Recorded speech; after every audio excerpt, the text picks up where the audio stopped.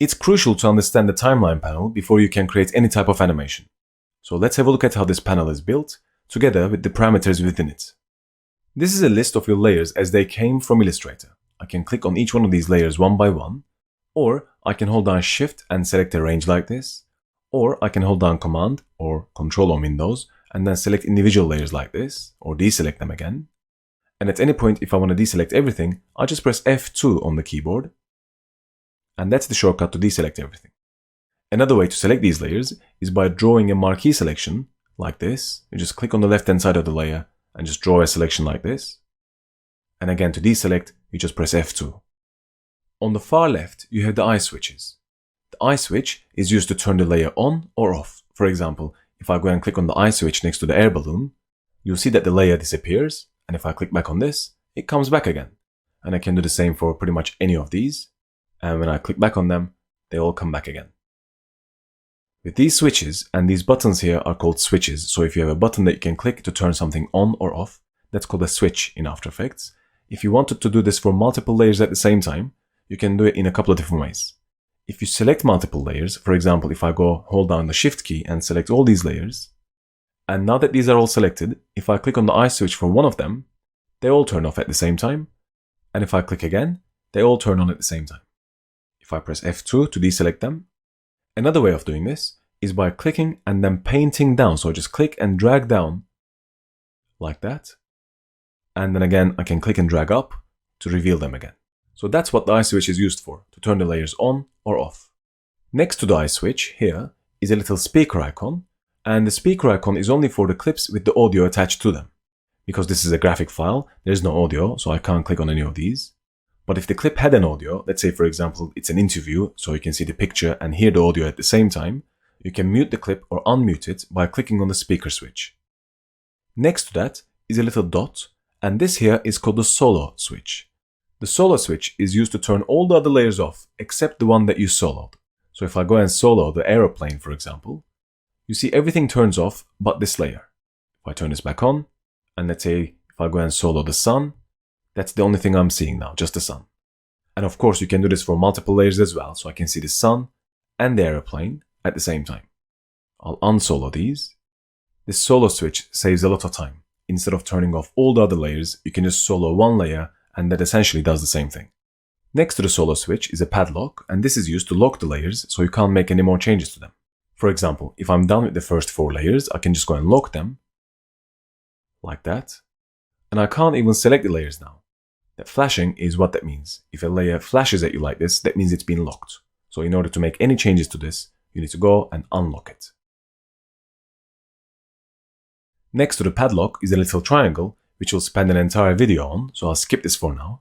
Next to that is your label color. You can color code your layers in After Effects. For example, I can make all my text layers a specific color, and they'll appear with a different color here.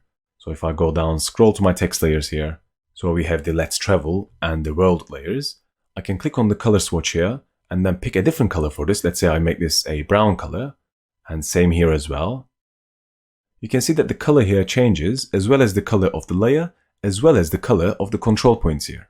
So this can be quite a useful thing. You'll color code your layers so you know what's happening to your scene. I'm going to go back and set both of these to lavender, which is the default color for graphic files. Next to your label color is your layer number, and this is going to be again useful for quite a few different things. One of the main uses of this is to allow you to use the numeric keypad on your keyboard to select layers. What that means is this. Instead of scrolling all the way up to select the first layer, on the numeric keypad, this is the keypad on the right hand side of your keyboard, on the numeric keypad if I press 1, you see that layer gets selected automatically. If I press 5, the 5th layer gets selected. 7, it selects the 7th layer. If you want to select multiple layers, you can just hold down the Shift key and tap different numbers and it will select all those layers at the same time. So if I select 1, and then hold down Shift and let's say I press 3, that selects 3 as well, and I hold down Shift and 5, and 7, and 9, and so on. Again, to deselect, of course, you press Shift and the same numbers again. So if I press 9, and let's say 5, and 1, only the 3rd and the 7th layers are left. If you wanted to select layers with 2 digits, let's say for example you want to select the 14th layer, all you need to do is to press 1 and 4 quickly, and it will select the 14th layer. So if I just go 1, 4, that's my 14th layer. If I press 1, 5, that selects the 15th layer. So So using your numeric keypad will make it really easy to select the layers without using your mouse. On the right hand side you have the names of the layers.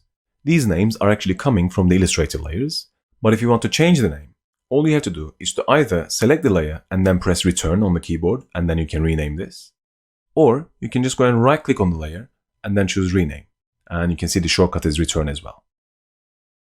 And that in fact is the way you rename pretty much anything in After Effects, including masks, effects, expressions, compositions, folders, you name it. Anything you want to rename, you select and then press return. To the right of the name of the layer is a little button that's called the shy switch.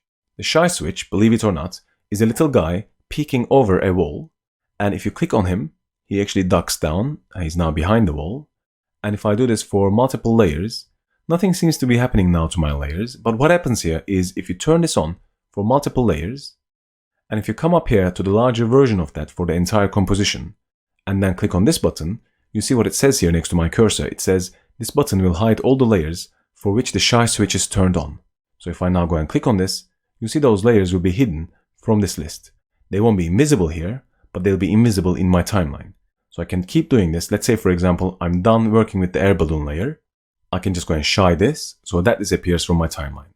Same for the airplane and the sail and so on. So this is a really easy way to keep your timeline organized.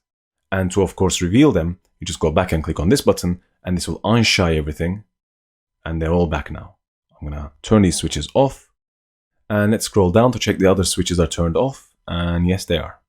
And next to the shy switch, there's another button that looks like the sun. We will talk about this button and the rest of these buttons in the following tutorials.